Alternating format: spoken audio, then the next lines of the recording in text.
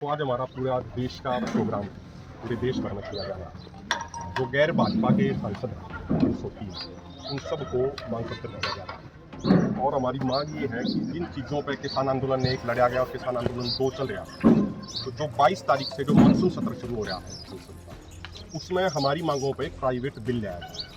क्योंकि आप जिस पार्टी से हैं, आपकी पार्टी ने भी अपने मैनिफेस्टो में ये बात कही थी कि भाई अगर हम सत्ता में आए तो हम ये सारे कार्य करेंगे।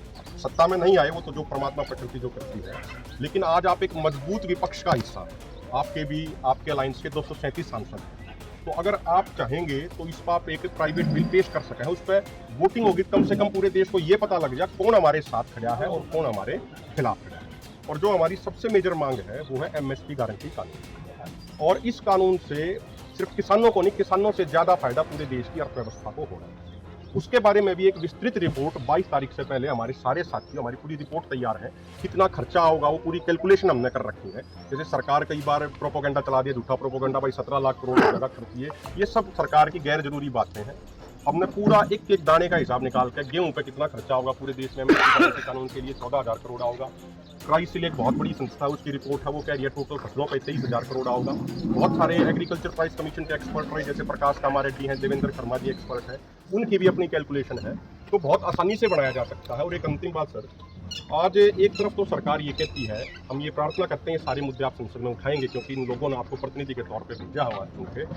एक तरफ तो सरकार कहती है भाई हम स्वदेशी का नारा देती है, मेक इन इंडिया और पता नहीं क्या क्या नारे भेजा हुआ है। दूसरी तरफ इस साल 1,41,000 करोड़ का पाम ऑयल तो बाहर से मंगवाया, और उसमें सबसे बड़े इंपोर्टरों में से एक अडानी ग्रुप है।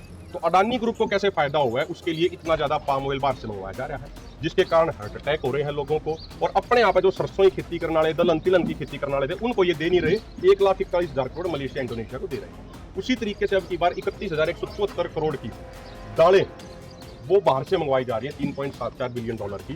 तो अगर सरकार ये बाहर से आयात बंद कर दे, ये 1,72,000 करोड़ जो बचेगा, ये मोर देन सफिशिएंट है MSP गारंटी कानून पूरे देश को देने के लिए।